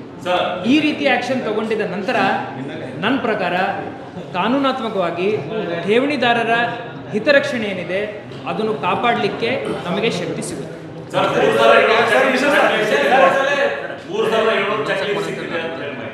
ಪ್ರೈಮಾ ಫೇಸಿ ಇನ್ವೆಸ್ಟಿಗೇಷನಲ್ಲಿ ನಮಗೆ ಡಾಕ್ಯುಮೆಂಟ್ ಸಿಕ್ಕಿದೆ, ಸುಮಾರು ಬಾಂಡ್ಸ್ ಸಿಕ್ಕಿದ್ದಾವೆ. ನಾವು ಬಾಂಡ್ಸ್ ಜೊತೆಯಲ್ಲಿ ಸುಮಾರು ಚೆಕ್ಸು ಸಿಕ್ಕಿದ್ದಾವೆ. ಇದರದ್ದೆಲ್ಲ ಕಾಪಿಗಳನ್ನು ನಾವು ಕಂಪೈಲ್ ಮಾಡಿ ಸ್ಟೇಟ್ಗೆ ಈಗಾಗಲೇ ಕಳಿಸ್ಬಿಟ್ಟು ಸ್ಪೆಷಲ್ ಕೋರ್ಟಲ್ಲಿ ರೆಫರೆನ್ಸ್ ಕೊಡ್ತಾರೆ. ಕೋರ್ಟ್ ನಂಬರ್ 91 ಪೇಜ್ ಅಂತೇನೆ ಸರ್. ನೀವು ಹೇಳಿ ಬ್ರೀಫ್ ಮಾಡಿಬಿಡ್ತೀನಿ. ಮಾನ್ಯ ಜಿಲ್ಲಾಧಿಕಾರಿಗಳು ಹೇಳಿದಂತೆ ಈ ಥರ ಸ್ಕೀಮ್ ಬಗ್ಗೆ ಸಾಕಷ್ಟು ಸಲ ಒಂದು ವಿಚಾರಣೆ ಆಗಿತ್ತು. ಒಂದು ಅನಾಮಧೇಯ ಅರ್ಜಿ ಯಾರು ಸೇಬಿಗೆ ಕೂಡ ಬರೆದಿದ್ದರು. ಈ ಥರ ಈ ಸಂಘಟನೆ ದುಡ್ಡು ಕೇಳ್ತಾ ಇದ್ದಾರೆ, ತಗೊಳ್ತಾ ಇದ್ದಾರೆ. ಸೇಬಿ ಅವರು ನಮ್ಮ CIDಗೆ ಪತ್ರ ಬರೆದಿದ್ದಾರೆ. CIDಯಿಂದ ನಮಗೆ ಕೂಡ ಒಂದು ಎನ್ಕ್ವೈರಿ ಬಂದಿತ್ತು. ಅದು ರೂಟೀನ್ ಚಾನೆಲ್ ಥರ ತಿರುಗಾಡ್ತಾ ಇತ್ತು. ಈ ಮನುಷ್ಯ, ಈ ಶಿವಾನಂದ ನೀಲನ್ನವರ್, ಇವನು ಉಡುಪಿ ಜಿಲ್ಲೆಯಲ್ಲಿ ಒಂದು ಭಾಷಣದಲ್ಲಿ ನನ್ನ ಹತ್ರ 15,000 ಗನ್ ಇದೆ, ಜನ 10 ಲಕ್ಷ ಕೋಟಿ ಕೊಡೋಕ್ಕೆ ನನಗೆ ಲೈನಲ್ಲಿ ನಿಂತಿದ್ದಾರೆ. ಆವಾಗ it was a red flag for us. ಆವಾಗಿಂದ ಸ್ವಲ್ಪ ಈ ಏಜೆನ್ಸಿದು ತನಿಖೆ, ಈ ಪರ್ಟಿಕ್ಯುಲರ್ ಏಜೆನ್ಸಿದು ತನಿಖೆ ಸ್ವಲ್ಪ ಚುರುಕಾಯಿತು. ನಾವು ಸೇಬಿಗೆ ಕಾಂಟ್ಯಾಕ್ಟ್ ಮಾಡಿದ್ದೀವಿ. ಅವರು ಹೇಳಿದ್ದಾರೆ ನಾವು ನಿಮಗೆ ಎನ್ಕ್ವೈರಿಗೆ ಹೇಳ್ತಾ ಇದ್ದೀವಿ, ಇವನು ನಮ್ಮ ಜೊತೆಗೆ ರಿಜಿಸ್ಟರ್ಡ್ ಇಲ್ಲ. RBI ಬೆಂಗಳೂರಿಗೆ ಮಾತಾಡಿದ್ದೀವಿ. ಅವರು ಒಂದು ಲಿಂಕ್ ಕಳಿಸಿದ್ದಾರೆ ಅವ್ರ ವೆಬ್ಸೈಟ್ದು. ಅದರಲ್ಲಿ 9,000ಕ್ಕಿಂತ ಜಾಸ್ತಿ NBFC ಇನ್ಸ್ಟಿಟ್ಯೂಷನ್ಸ್ ಏನಿದೆ ಅದರದ್ದೊಂದು ಲಿಂಕ್ ಕಳಿಸಿದರು ನಮಗೆ. ಆ ಲಿಂಕ್ನಲ್ಲಿ ನಾವು ಸರ್ಚ್ ಮಾಡಿದ್ದೀವಿ. ಈಸ್ ಫರ್ಮ್ದು ಅದರಲ್ಲಿ ರಿಜಿಸ್ಟ್ರೇಷನ್ ಇರಲಿಲ್ಲ. ಮತ್ತು ಅವರಿಗೆ ಇಮೇಲ್ ಹಾಕಿದ್ದೀವಿ, ಈ ಫರ್ಮ್ ನಿಮ್ಮಲ್ಲಿ ಯಾವುದರಲ್ಲಿ ಇದರಲ್ಲಿ ರಿಜಿಸ್ಟರ್ಡ್ ಇದೆ ಅಥವಾ ಇಲ್ಲ. ಇಷ್ಟು ಮಾಡಿಕೊಂಡು ಸ್ವಲ್ಪ ಸೋಷಿಯಲ್ ಮೀಡಿಯಾದಲ್ಲಿ ಕೂಡ ಸರ್ಚ್ ಮಾಡಿದ್ದೀವಿ. ಈ ಫರ್ಮ್ ಈ ಥರ ಕಲರ್ಫುಲ್ ಪ್ಯಾಂಪ್ಲೆಟ್ಸ್ನಲ್ಲಿ ನೀವು 1 ಲಕ್ಷ ಕೊಟ್ಟಿದ್ದರೆ ತಿಂಗಳಕ್ಕೆ 3,000 ಬರುತ್ತೆ, ಈ ಥರ 5 ಲಕ್ಷ ಇಟ್ಟಿದ್ರೆ 15,000 ಬರುತ್ತೆ ಅಂತ ಜನರಿಗೆ ಭಾಳ ಅಟ್ರಾಕ್ಟಿವ್ ಆಗಿ ಇದು ವಾಟ್ಸಪ್ನಲ್ಲಿ ಸರ್ಕ್ಯುಲೇಟ್ ಆಗ್ತಾಯಿತ್ತು. ಇದು ಮಾಡಿದ ಮೇಲೆ ನಾವು ಜನರಿಗೆ ಕಾಂಟ್ಯಾಕ್ಟ್ ಮಾಡೋಕ್ಕೆ ಶುರು ಮಾಡಿದ್ವಿ, ಯಾರು ಇದರಲ್ಲಿ ಇನ್ವೆಸ್ಟ್ ಮಾಡಿದ್ದಾರೆ. ಅವರು ಸರ್ ನಮಗೆ ಕಂಪ್ಲೇಂಟ್ ಕೊಡಲ್ಲ ಸರ್, ನಿಮಗೆ ತೋರಿಸ್ತೀವಿ ಅಂತ ಹೇಳಿದರು. ಇದು ಒಂದು ಸ್ಯಾಂಪಲ್ ಹ್ಯಾಂಡ್ ಲೋನ್ ಅಗ್ರಿಮೆಂಟ್ ಇದೆ. ಇದರಲ್ಲಿ ಅವನು ಪಾರ್ಟಿ 1 ಲೋನ್ ಕೊಡುವವನು ಪಾರ್ಟಿ 2, ಇವು ನಾವೆಲ್ಲ ಫ್ಯಾಮಿಲಿ ಇದ್ದೀವಿ, ನಮಗೆ ಕಷ್ಟ ಇದೆ, ಇವರು ನನಗೆ ದುಡ್ಡು ಕೊಡ್ತಾ ಇದ್ದಾರೆ ಅಂತ ಅವನು ಅಗ್ರಿಮೆಂಟ್ ಎಲ್ಲರಿಂದ ಮಾಡಿಸಿದ್ದಾನೆ. ಈಗ ಜನ ಅವನ ಮೇಲೆ ಯಾಕೆ ನಂಬಬೇಕು? ಅವನು ಎಷ್ಟು ಹ್ಯಾಂಡ್ ಲೋನ್ ತೊಗೊಳ್ತಾನೆ ಅದರದ್ದು ಬ್ಲ್ಯಾಂಕ್ ಚೆಕ್, ಈ ಥರ ಅವನದು ಬ್ಲ್ಯಾಂಕ್ ಚೆಕ್ ಮೇಲೆ ಸೈನ್ ಮಾಡಿಕೊಂಡು ಅದೇ ಈಕ್ವಲ್ ಅಮೌಂಟ್ ಹಾಕ್ಕೊಂಡು ಅವರಿಗೆ ಅದು ಗ್ಯಾರಂಟಿ ಕೊಡ್ತಾಯಿದ್ದ. ಒನ್ ರೂಲ್ ವಾಟ್ ಈ ಶಿವಾನಂದನ್ ಫಾಲೋ ಮಾಡಿದ್ದಾನೆಂದರೆ, ಇವನು ಯಾರು ಡಿಪಾಸಿಟ್ ಮಾಡಿದರೆ ಅವರು ಎಲ್ಲಿಗೆ ಆ 3% ಕಂಟಿನ್ಯೂಸ್ ಆಗಿ ಕೊಡ್ತಾ ಹೋಗಿದ್ದಾನೆ. ಅದರಿಂದ ಯಾರಿಗೆ ಇವನ ಮೇಲೆ ಡೌಟ್ ಬಂದಿಲ್ಲ. ನಾವು the larger question is, can any firm on the planet 3% ಪ್ರತಿ ತಿಂಗಳು ಕೊಡೋಕ್ಕೆ ಆಗುತ್ತಾ? That is the basic question. ಇಲ್ಲಿ ಏನಿದೆ ಅಂದರೆ, ಇವತ್ತು 10 ಜನ ಇದ್ದಾರೆ, ಅವರಿಗೆ ಇವರು 3% ಕೊಡಬೇಕು. ಈ 10 ನೋಡಿಕೊಂಡು ಇನ್ನೂ 20 ಸೇರ್ ಆಗ್ತಾರೆ. ಅವರು ಸೇರಿದ ಮೇಲೆ ಅವರಿಂದ ದುಡ್ಡು ತೊಗೊಂಡು ಇವರಿಗೆ 3% ಶುರು ಆಗುತ್ತೆ. ಈ 20 ಸೇರಿದ ಮೇಲೆ ಇನ್ನೂ 40 ಬರ್ತಾರೆ, ಅವರಿಂದ ದುಡ್ಡು ತೊಗೊಂಡು ನಿಮಗೆ 20ಗೆ ಸರ್ ಆಗುತ್ತೆ. ಬಟ್ ಈ ಪಿರಾಮಿಡ್ ಏನಿದೆ, ಒಂದಿನ ಅದರ ಸ್ವಂತ ವೇಟ್ ಮೇಲೇ ಕೊಲ್ಯಾಪ್ಸ್ ಆಗುತ್ತೆ. ಇದರಲ್ಲಿ ನಮಗೆ ಸಮಾಧಾನ ಏನಿದೆ ಅಂದರೆ, ಯಾವ ಒಂದಿನ ಈ ಥರ ದುಡ್ಡು ತೊಗೊಂಡು ಅವನು ವಿದೇಶಕ್ಕೆ ಓಡೋಗಿ ಆಮೇಲೆ ನಮ್ಮ ಹತ್ರ ಇನ್ವೆಸ್ಟರ್ ಬರೋ ಬದಲು, ಈಗಾಗಲೇ ಜಿಲ್ಲಾ ಆಡಳಿತ ಕಡೆಯಿಂದ ನಾವು ನಮ್ಮ ಫೈಂಡಿಂಗ್ಸ್ ಏನಿತ್ತು ಆ ಎಲ್ಲ ನಮ್ಮ ಜಿಲ್ಲಾಧಿಕಾರಿ ಅವರಿಗೆ ಕೊಟ್ಟಿದ್ದೀವಿ. ಅದರಲ್ಲಿ ಅವರು ಅವರ ಅಧಿಕಾರಿಗಳಿಂದ ವಿಚಾರಣೆ ನಡೆಸಿದ್ದಾರೆ. ನಿನ್ನೆ ರಾತ್ರಿ ನಮಗೆ ದೂರು ಬಂದಿದೆ. ಆ ದೂರಿನ ಆಧಾರದ ಮೇಲೆ ಒಂದು FIR ದಾಖಲು ಮಾಡಲಾಗಿದೆ. ಸಾಕಷ್ಟು ಡಾಕ್ಯುಮೆಂಟ್ಸ್ ಕೂಡ ಕೊಟ್ಟಿದ್ದಾರೆ. ಡಾಕ್ಯುಮೆಂಟ್ಸ್ನಲ್ಲಿ ಮತ್ತು ನಿನ್ನೆ ಆ ಆರೋಪಿ ಜೊತೆಗೆ ಮಾತಾಡಿದಾಗ ಅವನು ಹೇಳ್ತಾನೆ, ನಮ್ಮದು 35,000 ಜನರದ್ದು ಪರಿವಾರ ಇದೆ. ಸೊ ಯು ಕ್ಯಾನ್ ಮೇಕ್ಔಟ್ ಅಷ್ಟೇ ಮಂದಿ ವಿಕ್ಟಿಮ್ಸ್ ಇದ್ದಾರೆ. ಸಾಕಷ್ಟು ಬ್ಯಾಂಕ್ ಅಕೌಂಟ್ ಡೀಟೇಲ್ಸ್, ಅವನು ಒಂದು ಡಿಜಿಟಲ್ ಪ್ಲ್ಯಾಟ್ಫಾರ್ಮ್ ಕೂಡ ನಡೆಸ್ತಾ ಇದ್ದ. ಯೂಸರ್ ನೇಮ್ ಪಾಸ್ವರ್ಡ್ ಇದೆ ಅದಕ್ಕೆ. ಆ ಡಿಜಿಟಲ್ ರಿಕವರಿ ಈಗ ನಮ್ಮ ಇನ್ವೆಸ್ಟಿಗೇಟರ್ಸ್ ತಂಡ ಈಗ ಈ ಪ್ರೆಸ್ ಮೀಟ್ ನಡೆಯುವಾಗ ಅದು ಆಲ್ರೆಡಿ ನಮ್ಮದು ಸರ್ಚ್ ಆ್ಯಂಡ್ ಸೀಸರ್ ಎಲ್ಲ ನಡೀತಾ ಇದೆ. ಆ ಒಂದು ಡಿಜಿಟಲ್ ಡಿವೈಸಸ್ ಏನೇನಿದೆ ಅದು ಕೂಡ ನಾವು ಸರ್ಚ್ ಮಾಡ್ತೀವಿ. ಮನೆ ಜಿಲ್ಲಾಧಿಕಾರಿ ಹೇಳ್ದಂಗೆ ಈ ಪ್ರಕರಣದ್ದು ಮ್ಯಾಗ್ನಿಟ್ಯೂಡ್ ಜಾಸ್ತಿ ಇದೆ. ಒಂದು ಬ್ಯಾಲೆನ್ಸ್ ಶೀಟ್ ನಾವು ನೋಡಿದ್ದೀವಿ. ಚಾರ್ಟರ್ಡ್ ಅಕೌಂಟ್ ಏನು ಆಡಿಟ್ ಮಾಡಿದ್ದ 300 crore 400 crore ಒಂದೊಂದು ವರ್ಷಕ್ಕೆ ಆ ಬ್ಯಾಲೆನ್ಸ್ ಶೀಟ್ನಲ್ಲಿ ಕಂಡು ಬರ್ತಾ ಇದೆ. ಸೊ ಇದು ಮೋಸ್ಟ್ ಲೈಕ್ಲಿ ಜನರದ್ದು ದುಡ್ಡಿದೆ. ಸೊ ಈ ಕೇಸ್ ಅಂತರ್ ಜಿಲ್ಲೆ ಅಂತರ್ ರಾಜ್ಯ ಇರೋದ್ರಿಂದ CIDಗೆ ವರ್ಗಾವಣೆ ಮಾಡೋಕ್ಕೆ ಇವತ್ತು ನಾವು ರಿಕ್ವೆಸ್ಟ್ ಕೂಡ ಈಗಾಗಲೇ ನಮ್ಮ ಚೀಫ್ ಆಫೀಸ್ಗೆ ಕಳಿಸಿದ್ದೀವಿ. ನಿನ್ನೆ ಈ ಇಂಟ್ರೋಗೇಷನ್ ಇವನಿಗೆ ಮಾಡುವಾಗ ಫಸ್ಟ್ ಪ್ರಶ್ನೆ ಇವರಿಗೆ ಇತ್ತು, ನೀವು ರಿಜಿಸ್ಟರ್ಡ್ ಇದ್ದೀರಾ? ಉತ್ತರ ಇತ್ತು ಇಲ್ಲ. ಅವ್ರದ್ದು ಪಾಸ್ಟ್ ಲೈಫ್ ಬಗ್ಗೆ ಕೇಳಿದಾಗ it was even more shocking. ಅವ್ರ ಕ್ವಾಲಿಫಿಕೇಷನ್ ಕೇಳಿದ್ದೀವಿ, ಎಲ್ಲಿ MBA ಆಗಿದ್ದಾರೆ, MBA ಫೈನಾನ್ಸ್ ಆಗಿದ್ದಾರೆ, ಮಾರ್ಕೆಟ್ದು ಉನ್ನತ ನಾಲೆಜ್ ಇದೆ ಅಂತ. ಕ್ವಾಲಿಫಿಕೇಷನ್ ಕೇಳಿದಾಗ ಅವರು ಹೇಳ್ತಾರೆ PUC ಆಗಿದ್ದಾನೆ ಅಂತ. ಸೊ ಸ್ಟಾಕ್ ಮಾರ್ಕೆಟ್ನಲ್ಲಿ ಕೂಡ ನಿಮಗೆ ಇನ್ವೆಸ್ಟ್ ಮಾಡಬೇಕಾದ್ರೆ ಸ್ವಲ್ಪ ಅಂಡರ್ಸ್ಟ್ಯಾಂಡಿಂಗ್ ಇರಬೇಕು. ಸೊ ಆಮೇಲೆ ಅವನು ಹೇಳ್ತಾನೆ, ಅವನು FMCG, fisheries, real estates, social service ಇಲ್ಲಿ ಎಲ್ಲ ಇನ್ವೆಸ್ಟ್ಮೆಂಟ್ ಮಾಡಿದ್ದಾನೆ ಅಂತ. ಸೊ ಈಗ ನಮಗೆ ಎಕ್ಸ್ಪರ್ಟ್ದು ಕೂಡ ಅವಶ್ಯಕತೆ ಬೇಕಾಗುತ್ತದೆ. ಯಾಕಂದರೆ ಆ ಬ್ಯಾಲೆನ್ಸ್ ಶೀಟ್ಸ್ ಇವೆ. ಇವನು ಕೆಲವು ಇನ್ವೆಸ್ಟ್ಮೆಂಟ್ ಸ್ಟಾಕ್ ಮಾರ್ಕೆಟ್ನಲ್ಲಿ ಕೂಡ ಮಾಡಿದ್ದಾನೆ. DC ಅವರು ಹೇಳ್ದಂಗೆ ಈಗಾಗಲೇ ನಾವು ಯಾವಾಗ ಮಾತಾಡ್ತಾ ಇದ್ದೀವಿ, ಈಗಾಗಲೇ ಎಲ್ಲ ಕರೆಸ್ಪಾಂಡೆನ್ಸ್ಗಳು ಶುರು ಆಗಿದೆ. ನಮ್ಮ ಡಿಪಾಸಿಟರ್ಸ್ದು ಏನು ಠೇವಣಿ ಇದೆ ಅದು ಕಾಪಾಡೋಕ್ಕೆ ನಾವು ಹೆಚ್ಚಿನ ಪ್ರಯತ್ನ ಮಾಡ್ತಾಯಿದ್ದೀವಿ. ಮತ್ತು ಈ ಪೂರ್ತಿ ಮ್ಯಾಟ್ರ್ ಇಲ್ಲಿ ನಿಲ್ಲಲ್ಲ. ಇದರಲ್ಲಿ ಬರೋ ದಿನಗಳಲ್ಲಿ ನಮ್ಮ ಬೆಳಗಾವಿ ನಗರದಲ್ಲಿ ಆಗಲಿ, ಜಿಲ್ಲೆಯಲ್ಲಿ ಆಗಲಿ, ಎಲ್ಲಿ ಈ ಥರ 3%, 4%, 5% ಏನೇನಾಗ್ತಾ ಇದೆ ಅದರ ಬಗ್ಗೆ ಕೂಡ ಖಂಡಿತವಾಗಿ ವಿಚಾರಣೆ ಮಾಡಿಕೊಂಡು ಎಲ್ಲರ ಮೇಲೆ ನಾವು ಕಾನೂನು ರೀತಿಯ ಕ್ರಮ ಜರುಗಿಸ್ತೀವಿ. ಹೌದು, ಅವನು ಇಲ್ಲಿ ಬೆಳಗಾವಿನಲ್ಲಿ ಕರಿಯರ್ ಶುರು ಮಾಡಿದಾಗ ಅವನು ಐಸ್ ಕ್ರೀಮ್ ಸೇಲ್ ಮಾಡ್ತಾಯಿದ್ದ, ಡ್ರೈವಿಂಗ್ ಮಾಡ್ತಾಯಿದ್ದ, ಎಲ್ಲ ಪೆಟಿ ಜಾಬ್ಸ್ ಕೂಡ ಮಾಡಿದ್ದಾನೆ. ಆಮೇಲೆ ಐಸ್ ಕ್ರೀಮ್ ಫ್ಯಾಕ್ಟ್ರಿ ಹಾಕಿದ್ದಾನೆ, ಅದು ಲಾಸ್ನಲ್ಲಿ ಹೋಯಿತು. ಆಮೇಲೆ ಯಾರಿಂದ ಸಾಲ ತಗೊಂಡು 2016ನಲ್ಲಿ ಅವನು ಸ್ಟಾಕ್ ಎಕ್ಸ್ಚೇಂಜ್ನಲ್ಲಿ ಇನ್ವೆಸ್ಟ್ಮೆಂಟ್ ಶುರು ಮಾಡಿದ್ದಾನೆ. 2020ರಲ್ಲಿ ಜೂನ್ನಲ್ಲಿ ಕೋವಿಡ್ ಪೀರಿಯಡ್ನಲ್ಲಿ ನಮ್ಮ ರಿಜಿಸ್ಟ್ರಾರ್ ಆಫ್ ಫರ್ಮ್ಸ್ ಜೊತೆಗೆ ಈ ಶಿವಮ್ ಅಸೋಸಿಯೇಟ್ಸ್ ಅಂತ ಒಂದು ಫರ್ಮ್, ಅವನು ಮತ್ತು ಅವನದು ಒಂದು ಫ್ರೆಂಡ್, ಈ ಇಬ್ಬರು ಮಂದಿ ಈ ರಿಜಿಸ್ಟ್ರೇಷನ್ ಮಾಡಿದ್ದಾರೆ. ಈ ಫರ್ಮ್ ಹೆಸರಲ್ಲಿ ಇವನು ಈ ಎಲ್ಲ ದುಡ್ಡು ಜನರಿಂದ ತಗೊಳ್ಳೋಕ್ಕೆ ಶುರು ಮಾಡಿದ್ದಾರೆ. ನಿವೃತ್ತ ಯೋಧರು ಜಾಸ್ತಿ ಇದ್ದಾರೆ. ನಿವೃತ್ತ ಯೋಧರನ್ನ ಹೂಡಿಕೆ ಮಾಡಿದ್ದಾರೆ ಅಂತ ಇದರಲ್ಲಿ ಈಗ FIR ಆಗಿ ಬರೀ 16 ಗಂಟೆ ಆಗಿದೆ. ನಾವು ಆ ಡಿಜಿಟಲ್ ಎವಿಡೆನ್ಸ್ ಏನಿದೆ ಅವನು ಎಕ್ಸ್ಟ್ರಾಕ್ಟ್ ಮಾಡಿಕೊಂಡು ಕಾಪಿ ತಗೊಂಡು ಅನಾಲಿಸಿಸ್ ಮಾಡಬೇಕು. ಹೇಳಿ ಕೇಳಿ ಏನು ಬಂದಿದೆ, I cannot comment on camera. So ಆ ಲಿಸ್ಟ್ ನೋಡದೆ ನಾನು ಅದರ ಬಗ್ಗೆ ಕಮೆಂಟ್ ಮಾಡೋಕ್ಕೆ ಆಗಲ್ಲ. ಅವನು ಕ್ಲೇಮ್ ಮಾಡ್ತಾ ಇದ್ದಾನೆ FMCG ಫಿಶರೀಸ್ ರಿಯಲ್ ಎಸ್ಟೇಟ್ನಲ್ಲಿ ಮಾಡಿದ್ದಾನೆ ಅಂತ. ಆ ಒಂದು ಮನೆ ಮತ್ತು ಕಚೇರಿ ಸೇರಿಕೊಂಡು ಮೊನ್ನೆ AC ಅವರು 5 ಜಾಗ ಚೆಕ್ ಮಾಡಿದರು. ಈಗ ಸರ್ಚ್ ಆ್ಯಂಡ್ ಸೀಸರ್ ಅಲ್ಲಿ ಆಗ್ತಾಯಿದೆ. ಇದಕ್ಕೆ ಬಿಟ್ಟು ಇನ್ನೂ ಕೆಲವು ಕಡೆ ಅವನು ಕಚೇರಿ ಓಪನ್ ಮಾಡಿದ್ದಾನೆ. ಆ ಕಚೇರಿಗಳು ಕೂಡ ಚೆಕ್ ಮಾಡ್ತೀವಿ ನಾವು. ಬಟ್ ಮೇನ್ ಇಲ್ಲಿ ನಮ್ಮ ಶಿವಬಸವನಗರ್ನಲ್ಲಿ ಏನಿದೆ ಅದೇ ಮೇನ್ ಒಂದು head quarter. Financial dealing maximum website ಮುಖಾಂತರ ಆಗ್ತಾಯಿತ್ತು. ಅದು ನಮ್ಮ ಈಗ ಕಸ್ಟಡಿನಲ್ಲಿ ಇದೆ. ಮನೆ ಕಟ್ತಾ ಇದ್ದಾನೆ, ಮನೆ ಕಟ್ತಾ ಇದ್ದಾನೆ, ಅಲ್ಲಿನೂ ದುಡ್ಡು ಇತ್ತು ಅಂತ ಹೇಳಿದ್ರು. ಅಲ್ಲಿ ಯಾಕೆ ಎಲ್ಲ ಕಡೆ ಮಾಹಿತಿ ಬಂದಂಗೆ ನಾವು ಚೆಕಿಂಗ್ ಮಾಡ್ತೀವಿ. ವಿಚಾರದಲ್ಲಿ ಅವರೊಂದಿಷ್ಟು ಹಣ ವರ್ಗಾವಣೆ ಮಾಡಿದಂತೆ ಏನಾದರೂ ಮಾಹಿತಿ ಇದೆ? ಸದ್ಯಕ್ಕೆ ಆ ಥರ ಏನಿಲ್ಲ. ಯಾರ ಹತ್ರ ಈ ಥರ ಮಾಹಿತಿ ಇದ್ದರೆ ನಮಗೆ ಸ್ಟೇಷನ್ನಲ್ಲಿ ಬಂದು ಭೇಟಿ ಮಾಡಿಕೊಂಡು ಮಾಹಿತಿ ಕೊಡಲಿ. ಇಲ್ಲಾಂದರೆ ಅನಾಮಧೇಯವಾಗಿ ಅರ್ಜಿ ಮಾಡ್ಕೊಂಡು ಕೂಡ ಕೊಡ್ಬೋದು. ಅವರಿಗೆ ಅವ್ರ ವಿಟ್ನೆಸ್ ಆಗಬಾರ್ದು ಅಂದರೆ ಜನರಿಗೆ ಆಹ್ವಾನ ಮಾಡ್ತೀರಾ, ದೂರು ಕೊಡ್ಬೋದು ಅಂತ ಹೇಳಿದ್ರ ಬಗ್ಗೆ?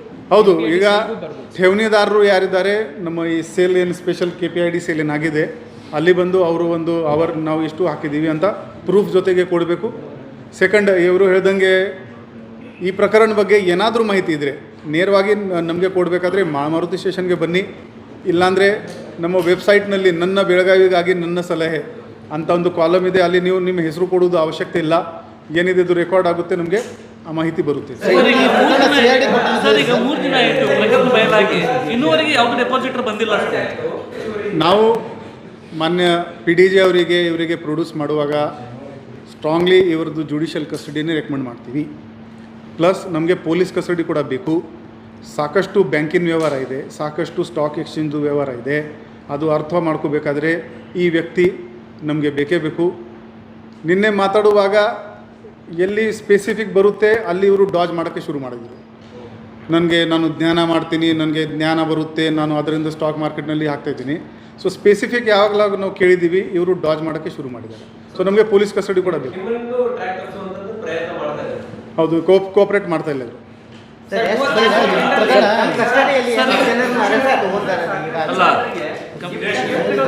ಇನ್ವೆಸ್ಟಿಗೇಷನ್ ಎಲ್ಲರದ್ದು ಎನ್ಕ್ವೈರಿ ಆಗುತ್ತೆ. ಕಲ್ಪೆಬಿಲಿಟಿ ಇದ್ರೆ ಕ್ರಮ ಅದು ಎಲ್ಲ part of investigation. That all will be. Even 10 ರೂಪಾಯಿದು ಕೂಡ ಪರ್ಚೇಸ್ ಆಗಿದ್ದರೆ ಅದು ಜನರದ್ದು ದುಡ್ಡು ಇದೆ. It will be part of the investigation. Sir, ಈ ಪ್ರಕರಣದಲ್ಲಿ ಹೌದು, ಅದು ಕೂಡ ದಟ್ ವಾಸ್ ದ ಟ್ರಿಗರ್. ಈ ಸಂಘಟನೆ ಹಿಂದೆ ನಾವು ಹೋಗೋದು ಕಾರಣನೇ ಅದಿತ್ತು. ಆ ಮಾತೇನಿತ್ತು, ದಟ್ ವಾಸ್ ದ ಟ್ರಿಗರ್. ನಮಗೆ ಗಾಬರಿ ಏನಾಯಿತು, ಇವನು ಗ್ಯಾಂಗ್ ಕಟ್ತಾ ಇದ್ದಾನೆ ಅಂತ. ಸೊ ಈಗ ಮನೆ ಸರ್ಚ್ನಲ್ಲಿ ಮಾಡುವಾಗ ನಮ್ಮ ಇನ್ಸ್ಪೆಕ್ಟರ್ಗಳಿಗೆ ಅದೇ ಹೇಳಿದ್ದೀವಿ, ಬಾಕಿ ಫೈನಾನ್ಷಿಯಲ್ ಜೊತೆಗೆ ವೆಪನ್ ವಗೇರಾ ಇದೆಯಾ ಇಲ್ಲ, ಆಮ್ ಲೈಸೆನ್ಸ್ ಇದೆ ಇಲ್ವಾ. ಈಗ ಇಂಟ್ರಾಗೇಷನ್ನಲ್ಲಿ that will also be integral part. Sir, ಅವ್ರ ಟೀಮಲ್ಲಿ 15,000 ಜನ ಎಕ್ಸ್ ಸರ್ವಿಸ್ ಮ್ಯಾನ್ ಆರ್ಮಿ ಅವರು ಇದ್ದಾರೆ. ಆ ಕಾರಣಕ್ಕೆ ಆತ ಅವ್ರ ಹತ್ರ ಗನ್ಗಳಿರ್ತಾವೆ, ಅದನ್ನೇ ಆತ ವಿಡಿಯೋದಲ್ಲಿ ಹೇಳಿದ್ದಾನೆ ಅಂತ. ಅದು ಈಗ ದಟ್ ಇನ್ವೆಸ್ಟಿಗೇಷನ್ನಲ್ಲಿ ನಾವು ವೆರಿಫೈ ಮಾಡ್ತೀವಿ. ಈಗ CID ಕೊಟ್ಟೇನೆ ಅಂತ ಹೇಳಿದ್ರು, ಪ್ರಕರಣ CID ಹೋಗ್ತಂತ ಹೇಳಿ. ಬಹುತೇಕ ಹಿಂದೆ CID ಕೊಟ್ಟಂಥ ಪ್ರಕರಣಗಳು ಆನಂದ ಅಪ್ಪಗಳು ಸಂಬಳ ಮತ್ತೆಲ್ಲ ಪ್ರಕರಣಗಳು ಫೇಲ್ ಆಗಿದೆ. ಇದ್ರ ಬಗ್ಗೆ ED ಪತ್ರ ಬರೀತಾರೆ ಅಂತ ಹೇಳಿ, EDಗೆ ಪತ್ರ ಬರೀತಾರೆ ಅಂತ ಹೇಳಿ. ನಮ್ಮ CID one of the most competent CID in the country ಇದೆ. ಅವರು ಸಾಕಷ್ಟು ಸೀರಿಯಸ್ ಪ್ರಕರಣ ತುಂಬ ಚೆನ್ನಾಗಿ ಭೇದಿಸಿದ್ದಾರೆ. ಬರ್ಡ್ಸ್ ಆ್ಯಕ್ಟ್ ವಗೇರಾನಲ್ಲಿ ಅದು ಸ್ಟೇಟ್ ಜುರಿಸ್ಡಿಕ್ಷನ್ ಅಥವಾ ಕಂಟ್ರಿ ಜುರಿಸ್ಡಿಕ್ಷನ್ ಇರೋದ್ರಿಂದ ಅವರಿಗೆ ಕೋಆರ್ಡಿನೇಷನ್ ಆಗಲಿ ಏನಾಗಲಿ, they are empowered for that. They are specialised team ಇದೆ. ಸೈಬರ್ ಟೀಮ್ ತುಂಬ ಚೆನ್ನಾಗಿದೆ ಅಲ್ಲಿ ನಮ್ಮ CIDನಲ್ಲಿ. ನಿಮಗೆ ಅವಕಾಶ ಇದ್ದರೆ ನೀವು ಯಾವಾಗಲೂ ಅಲ್ಲಿ ಹೋಗಿ ನೋಡಿ ಬರ್ಬೋದು. ನಮಗೆ ಪೂರ್ತಿ ವಿಶ್ವಾಸ ಇದೆ, ನಮ್ಮ CID very well can handle. Sir, ವಿದೇಶ ಲಿಂಕ್ ಏನಾದ್ರೆ ಅಥವಾ ಪಾಸ್ಪೋರ್ಟ್ ಏನಾದರೂ ತಾವು ಇವತ್ತು ಜಪ್ತ್ ಮಾಡ್ತಾರೆ. ಸರ್, ವಿದೇಶಿ ಅಲ್ಲಿಂದ ಏನಾದರೂ ಹಣ ಬಂದಿರುವಂಥದ್ದು ಅಥವಾ ಇವರು ಏನಾದರೂ ವಿದೇಶದಲ್ಲಿ ಹೂಡಿಕೆ ಮಾಡಿರುವಂಥದ್ದು ಈಗ ಫಾರಿನರ್ಸಿಂದ ಹಣ ಬರ್ತದೆ. ಅಕೌಂಟ್ ಅನಾಲಿಸಿಸ್ ಮಾಡಿದ ಮೇಲೆ ನಾನು ಏನು ಕಮೆಂಟ್ ಮಾಡ್ಬೋದು. ಸದ್ಯಕ್ಕೆ ಬರೀ 16 ಗಂಟೆ ಆಗಿದೆ. ಡೆಪಾಸಿಟರ್ಸ್ ಇನ್ಫಾರ್ಮೇಷನ್ ಸದ್ಯಕ್ಕೆ ಕೊಡಲ್ಲ. ಪಾರ್ಟ್ನರ್ ಹೇಳಿಲ್ಲ ಸರ್, ಅವ್ರು ಜನ ಅವ್ರು ಎಷ್ಟು Deposit ಏನು ಮಾಡ್ತಾರೆ ಅವ್ರ ಮೂಲಕ ಏನೇನು ರಿಜಿಸ್ಟ್ರಾರ್ ಕಂಪನಿ ಹೆಸರಿನಲ್ಲಿ ಬರೀ ಇಬ್ಬರು ಇದ್ದಾರೆ, ಇವನು ಮತ್ತು ಇನ್ನೊಬ್ಬ ಚಿಕ್ಕೋಡಿ ಅವನು ಇದ್ದಾನೆ, ಸುನೀಲ್ ಏನು ಸಮಥಿಂಗ್ ಹೆಸರು, ಸುಭಾಷ್ ಹಾಂ. ಅವನಿಗೆ ಕೂಡ ಈಗ ವಿಚಾರಣೆಗೆ ಕರೆ ಮಾಡ್ತಾ ಇದ್ದೀವಿ, ಅವನದು ರೋಲ್ ಏನಿದೆ ಅದು ಕೂಡ ಚೆಕ್ ಮಾಡ್ತೀವಿ. ಕಂಪನಿನಲ್ಲಿ ಯಾರ್ಯಾರು ಇದ್ದಾರೆ ಅವರಿಗೆ ವಿಚಾರಣೆ ಮಾಡ್ತೀವಿ. IT ಟೀಮ್ ಏನಿದೆ ಅವರಿಗೆ ಕೂಡ ವಿಚಾರಣೆ ಮಾಡ್ತೀವಿ. ಕಲ್ಪೆಬಿಲಿಟಿ ಎಲ್ಲಿ ಕಂಡು ಬರುತ್ತೆ, ಒಂದು ರೆಗ್ಯುಲರ್ ನೀವು ಕೆಲಸ ಮಾಡ್ತೀರಿ ಅದು ಒಂದು, ಈ ಕ್ರಿಮಿನಲ್ ಕೆಲಸ ಗೊತ್ತಿದ್ರೆ ಮಾಡ್ತೀರಿ ಅಂದರೆ ಅದು ಒಂದು, ಕಲ್ಪೆಬಿಲಿಟಿ ಕಂಡು ಬಂದರೆ ಅವ್ರ ಮೇಲೆ ಕಾನೂನು ಕ್ರಮ ಆಗುತ್ತೆ. Last 2 questions.